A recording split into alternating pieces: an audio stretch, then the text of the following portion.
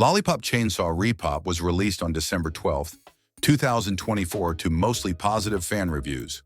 While we will discuss some glaring issues later, most agree that the game is fun. More importantly, it captures some of that old magic. As I have stated, this title is not perfect by any stretch of the imagination.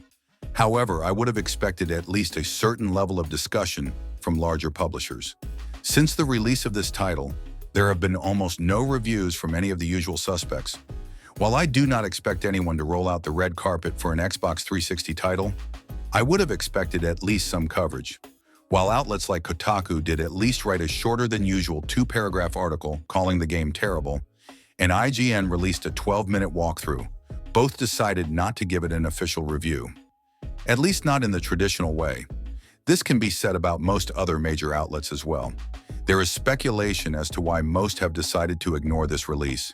A cheerleader in compromising positions by today's standards is no longer appropriate. To be clear, the standards I am referring to here are those of the mainstream media. The player base still loves these types of titles. While outlets might gravitate more toward the character designs in video games like Conquered, fans still appreciate the classics. It is called fan service for a reason, but more on that later as well. Remasters like Saints Row and GTA at least receive proper reviews for their efforts. While it can be argued that they are much larger, which is why they received more attention, other smaller releases like Destroy All Humans also received the proper treatment. Firstly, I need to be clear. It is okay if people do not like the title. I cannot believe I am saying this, but in defense of IGN, they reviewed the original back in 2012. There they were also not very fond of the title, and it is fine if they did not enjoy it. They stated back then, Lollipop embraces exploitation to poke fun at itself. Everything is excessively violent, excessively sexual, and mashed together with glitter, sparkles, and rainbows. Thematically, it's a weird, funny mix. At some point, however, the over-the-top exploitation of a hypersexualized high school student isn't the parody it started as anymore. They conclude their original review by saying, Lollipop Chainsaw doesn't even attempt to differentiate itself from the genre, and most of what it does try new in the realm of its characters, and writing ultimately ends up taking away from an incredible on-paper action game. The music and sidekick are really all you can rely on to stay great from start to finish. The rest of Lollipop Chainsaw is all over the place before it ultimately settles for mediocrity and disappointment. The end score was a 5 out of 10. It is their opinion, and I will respect that, although most user reviews disagree with their score. Now, I will say another thing that I never thought I will say before, and that is in defense of Kotaku. They also re-released their original review. Since Lollipop Chainsaw RePOP is a remaster, Kotaku is free to remaster their review as well. They, however, had a very interesting spin on the game, suggesting that it is feminist. In fact, they surprised me with their positivity.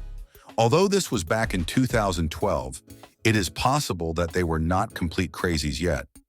In their original review, they state, I had known the horror stories about upskirt achievements and rampant objectification, but after playing Lollipop, I think its unicorn vomit-covered action is neither truly offensive nor topped with the lascivious, whipped cream desperate men swear it's smeared in.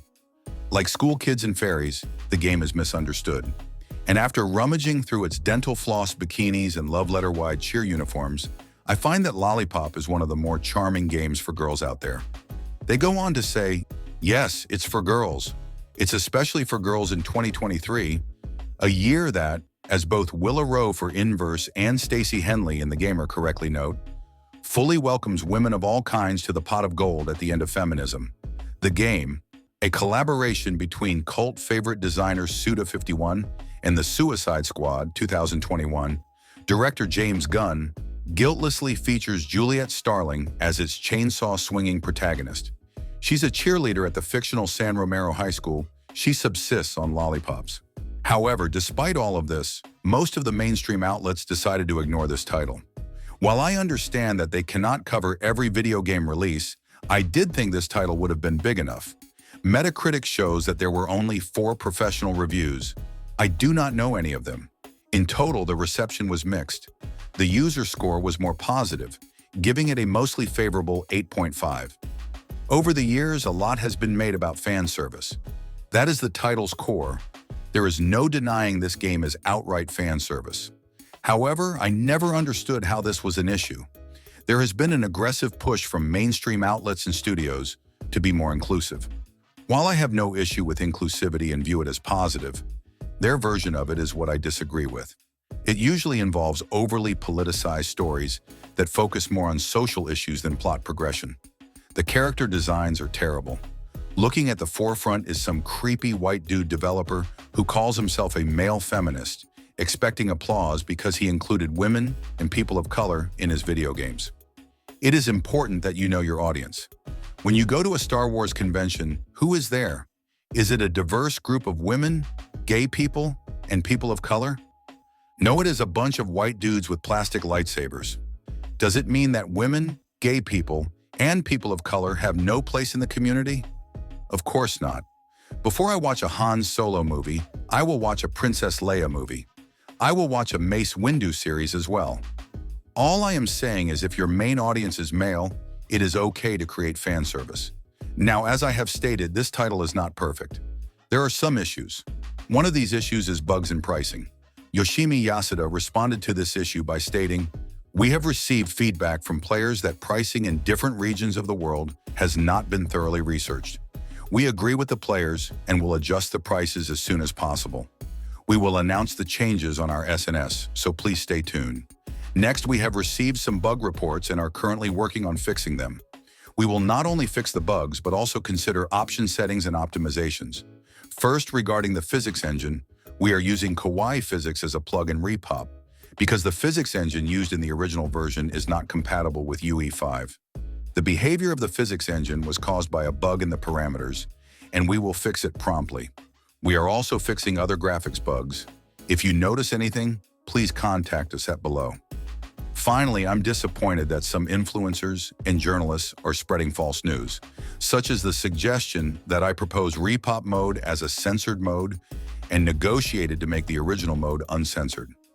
The fact is that we have obtained ESRB approval for the game specifications you are playing now, applied to the platformer, and obtained release approval without receiving any correction instructions from all the platformers. This is the same as what I told you before, and I honestly shared this fact with the game users. If someone is trying to twist the story about the uncensored version of Lollipop Chainsaw RePOP to suit their own purposes, I will protest. As stated, the game is not perfect. Some will not like the title. If you are uncomfortable because you think it is over-sexualized, then it is fine. I will not fault you for that. However, I do expect outlets to give this title a fair shake, and sadly, we have not seen that. Luckily, we do not need them. The game is out, and the majority of fans have spoken. The game is fun to play, and you should give it a try.